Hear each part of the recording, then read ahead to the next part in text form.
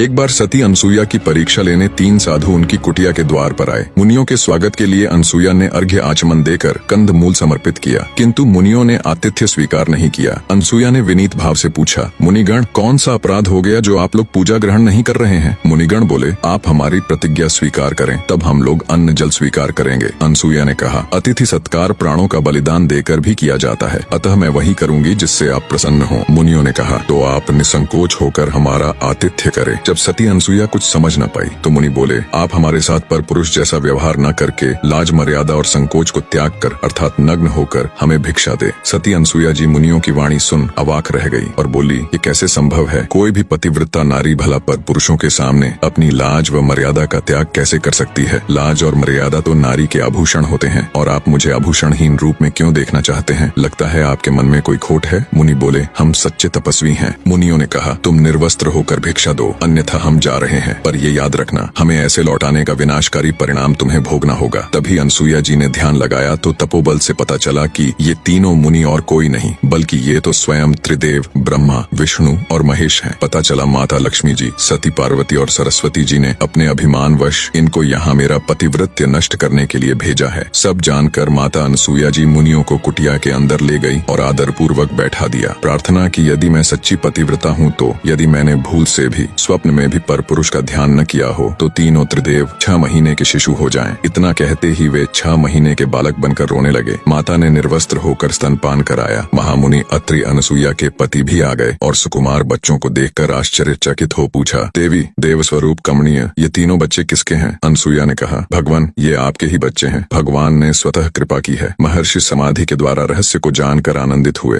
तीनों देव अब छोटे बच्चों के रूप में माँ की गोद में खेलते और माँ से क्रीड़ाएं करते थे। दिन बीते, मास बीता, वर्ष बीता। तीनों देवियां घबरा गईं कि पतिदेव कहाँ चले गए। उन्हें इतना समय तो नहीं लगना चाहिए था। वे घर से निकल पड़ी और मंदाकिनी के तट पर पहुंच गई। इस बीच नारायण नारायण की ध्वनि के साथ नारद उपस्थित हो गए। देवियों ने किसी तरह नारद को रोका और विनय के साथ पूछा, तीनों देवता कहाँ चले गए? नारद ने अंगुली के संकेत से बताया, देखो देखो, वे अनसुईया की गोद में खेल रहे हैं। तीनों ने नम्रता से कहा, नारद, हम इस आश्रम में जाना चाहती हैं। अनसुईया अप्रसन्न तो नहीं होंगी? जो देवियां थोड़े समय पहले जिस अनसुईया की पतिव्रता को अपने अहंकार वश नष्ट करना चाहती थीं, जिन्हें लगता था कि उनसे बड़ी पतिव्रता एक साधारण भूलोकवासी कैसे हो सकती है, अब वो उनकी पतिव्रता की ताकत देख उनके सामने जाने से भी घबरा रही थी। नारद ने कहा, अरे देखती नहीं कि तुम्हारे पतिदेव बच्चे बने हुए किलकिला रहे हैं? सती जहाँ बैठाती है वहाँ बैठते हैं, जहाँ लिटाती हैं वहाँ लेटते हैं। अब जाओ, पति की आशा छोड़ राम राम जपो। अंततः देवियों ने भूल स्वीकार कर कहा, नारद, अनसुईया से बढ़कर कोई पतिव्रता नहीं है, हम लोग इसे मानती हैं। हम अब किसी गुणवान के प्रति ईर्ष्या नहीं करेंगी। नारद ने कहा, तुम लोग सती की शरण में जाओ, कल्याण होगा। बच्चों को सती के वश देख वे भयभीत होकर घर के अंदर जाने का साहस नहीं कर रही थीं। इसी बीच अनसुईया मंदाकिनी में स्नान कर गीले वस्त्रों में अंदर गई तो तीनों देवियों ने कुटी के द्वार पर खड़ी होकर कहा, माता जी, हम भीतर आएं? अनसुईया ने उनसे पूछा, तुम कौन हो? उन्होंने कहा, हम आपकी पुत्र वधू हैं। अनसुईया ने कहा, बहुओं को घर में आने के लिए क्या पूछना, तुम्हारा ही घर है, चलिए आओ। लज्जा से नम्रमुखी होकर तीनों ने प्रवेश किया और अनसुईया के पैर छुए। इतने में अत्रि ऋषि आ गए। वे तीनों घूंघट डालकर एक और बैठ गईं। महर्षि ने पूछा, देवी, ये तीनों कौन हैं? देवी ने कहा, ये तीनों आपकी पुत्र वधुएं हैं। देवी, तुम तो बड़ा कौतुक करती हो, अब बड़ी बहुएं भी आ गईं। अत्रि ने आश्चर्यपूर्वक कहा।